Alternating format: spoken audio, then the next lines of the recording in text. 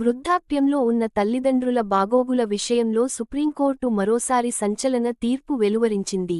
Senior సిటిజన్ల పట్ల తమ బాధ్యతలను నిర్వర్తించడంలో విఫలమైనప్పుడు పిల్లలకు ఆ వృద్ధుల నుంచి సంక్రమించిన ఆస్తులను అనుభవించే హక్కు లేదని సుప్రీంకోర్టు స్పష్టం చేసింది.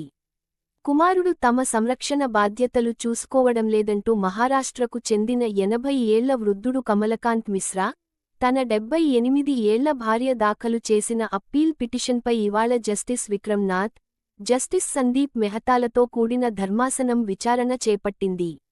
బిడ్డల నిరాదరణకు గురయ్యే తల్లిదండ్రుల కోసం ప్రభుత్వం 2007లో తీసుకువచ్చిన maintenance and welfare of parents and senior citizens act, maintenance and welfare of parents and senior citizens act 2007 అండగా నిలుస్తుందని ఈ సందర్భంగా ధర్మాసనం వ్యాఖ్యానించింది.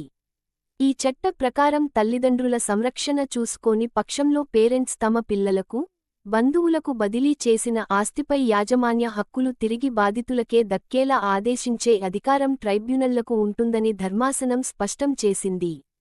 గతంలోనూ సుప్రీంకోర్టు ఇదే తరహాలో తీర్పులను ఇచ్చింది.